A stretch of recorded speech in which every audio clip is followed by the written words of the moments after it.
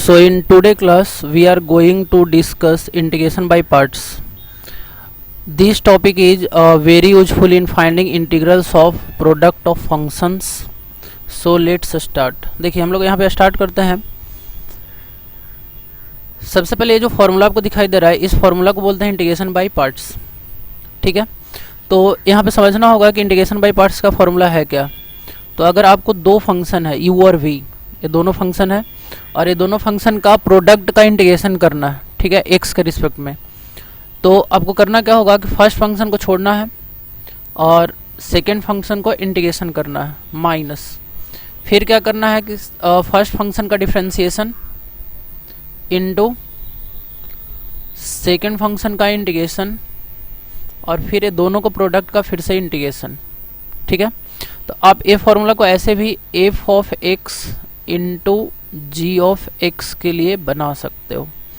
ठीक है, suppose that f of x को छोड़ दिए और g ऑफ x का इंटीग्रेशन करना है माइनस, फिर आपको f डैश x करना है, मतलब फर्स्ट फंक्शन का डिफरेंशिएशन करना है, सेकेंड फंक्शन का इंटीग्रेशन करना है और फिर दोनों का जो प्रोडक्ट होगा फिर से इंटीग्रेशन करना है. आप इस फॉर्मूला को आप ऐसे भी लिख सकते हो. ठीक है, अभी आप पहली बार अगर देख रहे हो तो थोड़ा कम्प्लेक्स लग सकता है लेकिन है बहुत आसान. ठीक है, तो आप धीरे धीरे इसको प्रैक्टिस करोगे क्लियर होगा. 3-4 क्वेश्चन आप मैथ का इस पे बना लो, क्लियर हो जाएगा.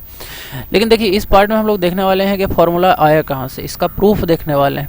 ठीक है, तो इसका प्रूफ करने के लिए हम लोग यूज करने वाले हैं प्रोडक्ट रूल. डिफ्रेंशिएशन में आप जो प्रोडक्ट रूल पढ़े होगे वो प्रोडक्ट रूल हम लोग यहाँ पे यूज करेंगे. ठीक है, तो उसका थोड़ा बहुत आपको पता होना चाहिए कि प्रोडक्ट रूल क्या होता है. तो देखिए ध्यान से यहाँ पे फिर से फॉर्मूला लिख लेते हैं एक बार. इस फॉर्मूला को प्रूफ करना है u v d x equal to u integration of v minus differentiation of u into integration of v d x और फिर से डी एक्स. ठीक है, तो देखिए ये फॉर्मूला का डेरिवेशन करने के लिए सपोज दैट हम सबसे पहले क्या कर लेते हैं कि दो फंक्शन ले लेते हैं. तो let u and omega be two functions. ठीक है, according to product rule, differentiation में प्रोडक्ट रूल हम लोग पढ़े हैं u into omega equal to u differentiation करना होगा ओमेगा का, एक फंक्शन को छोड़ के दूसरा फंक्शन का, प्लस ओमेगा को आप छोड़ दो यहाँ पे, फिर डिफ्रेंशिएशन करना होगा u का. ठीक है, तो ये जो फॉर्मूला है इसको हम लोग प्रोडक्ट रूल बोलते हैं और ये डिफ्रेंशिएशन का फॉर्मूला है. तो देखिए इंटीग्रेशन बाय पार्ट्स प्रूफ करने के लिए इस फार्मूला का यूज करते हुए अब यहाँ से करना क्या होगा कि लिखना होगा इंटीग्रेटिंग बोथ साइड्स. इंटीग्रेटिंग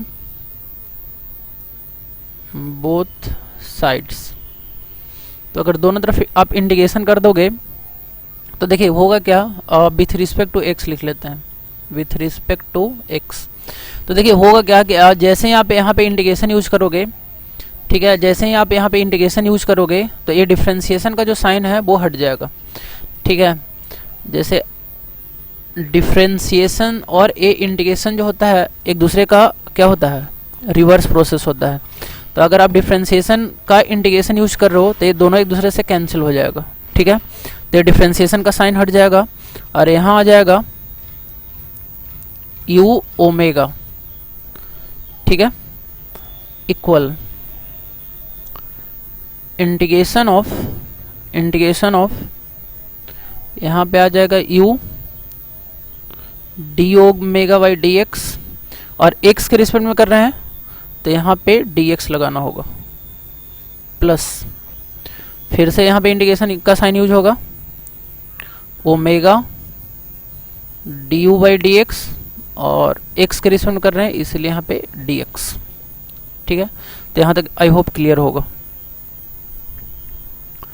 ठीक, इसके बाद देखिए क्या करते हैं.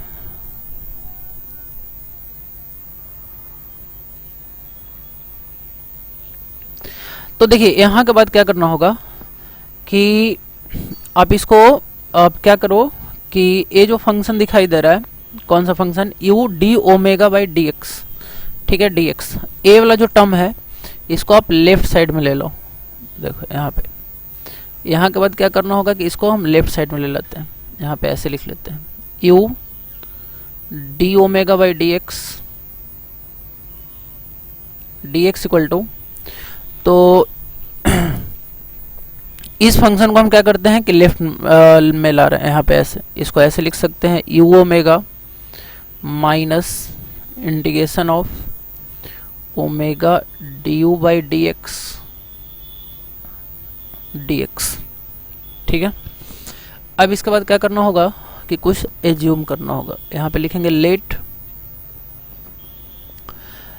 D omega divided by d x, इसको एक नया फंक्शन v नाम देते हैं। देखिए कोई भी फंक्शन का डिफरेंशिएशन एक फंक्शन ही होता है, तो यहाँ पे ओमेगा एक फंक्शन था, तो इसका जो डिफरेंशिएशन होगा कुछ और एक फंक्शन ही आएगा, जैसे साइन का डिफरेंशिएशन कॉस होता है, तो इस फंक्शन का डिफरेंशिएशन कुछ होगा, उसको हम v नाम देते हैं, ठीक है।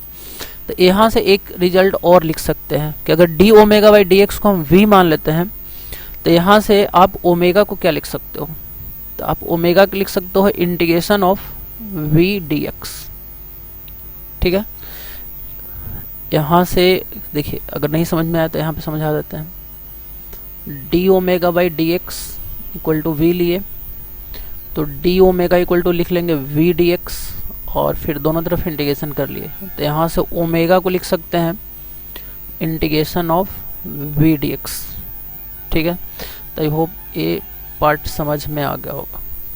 अब नेक्स्ट इसका जो यहाँ पे डी ओमेगा, जहाँ पे यहाँ पे सपोज दैट इसको इक्वेशन नंबर 1 ले लेते हैं, तो इक्वेशन नंबर 1 में जहाँ जहाँ D omega by d x है वहाँ पे v पुट कर देना है, और जहाँ पे ओमेगा है वहाँ पे आपको v डी एक्स पुट कर देना है।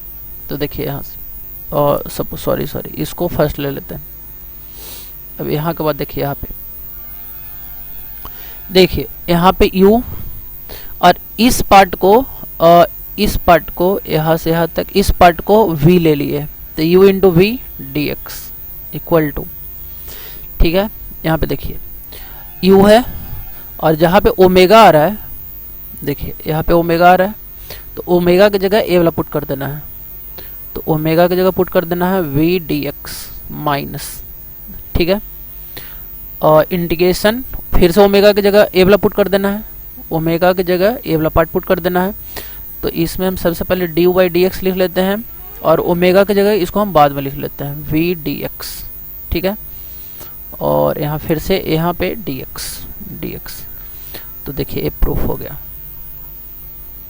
इसी फॉर्मूला को बोला जाता है इंटीग्रेशन बाय पार्ट्स।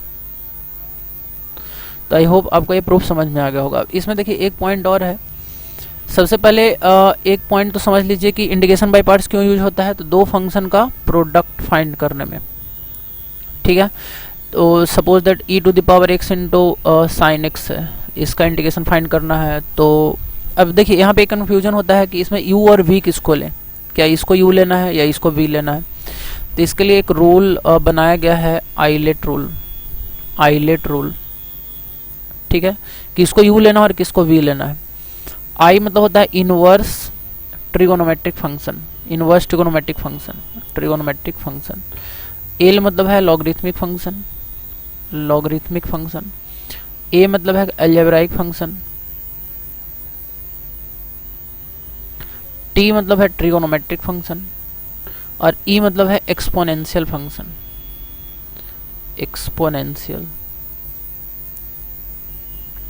ठीक है। जैसे सपोज दैट हमको इंटीग्रेशन करना है e to power x into sine x, तो इसमें किसको u और किसको v लेना होगा, ठीक है। तो सबसे पहले यहाँ पे देखिए किसको u और किसको v लेना है।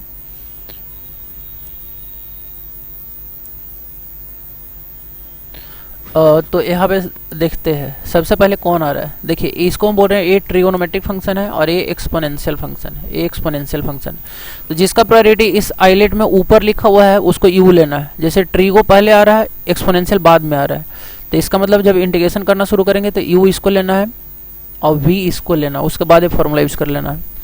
जैसे सपोज दैट एक एग्जांपल और ले लेते हैं, suppose that x square into sine inverse x, इसका इंटीग्रेशन करना है। तो साइन इनवर्स एक्स को यू लेना होगा, क्यों? क्योंकि इनवर्स ट्रिगोनोमेट्रिक फंक्शन का प्रायोरिटी फर्स्ट में है, तो जिसका प्रायोरिटी ऊपर आ रहा है उसको यू लेना है, जिसका प्रायोरिटी बाद में। एक्स स्क्वायर मतलब एल्जेब्रिक फंक्शन है, इसको भी लेना है। अच्छा, कभी कभी फंक्शन में हम लोग क्या करते हैं, जैसे आपको एग्जाम्पल ये सब हम लोग नेक्स्ट पार्ट में करेंगे। जैसे सेक क्यू एक्स का इंटीग्रेशन करना है, तो इसमें तो इसका इंटीग्रेशन भी बाई पार्ट से होता है। तो इसमें sec x into sec square x d x ऐसे लिख के बनाते हैं इसको, ठीक है। एक पार्ट को u लेना है और एक पार्ट को v लेना है। अब यहाँ पे पता चलेगा नहीं कि दोनों ट्रिगोनोमेट्रिक फंक्शन है, ठीक है। तो यहाँ पे जिसका आपका इंटीग्रेशन आसान होगा उसको u ले लेना है, और जिसका इंटीग्रेशन आसान नहीं होगा उसको v लेकर बनाना है, ठीक है। अभी हम मोटा मोटी तौर पे यहाँ पे लिख दे रहे हैं, बाकी आप नेक्स्ट पार्ट से हम लोग क्वेश्चन करेंगे, ठीक है। अब देखिए एक छोटा सा कंसेप्ट और, सपोज दैट log x का इंटीग्रेशन करना है, तो ये भी इंटीग्रेशन बाई पार्ट से होगा, और ऐसे होगा 1 इंटू लॉग एक्स, ठीक है। तो इसमें एक पार्ट को u लेना होगा और एक पार्ट को v लेना होगा, ठीक है। तो इसको u लेना होगा और इसको v लेकर बनाएंगे, ठीक है।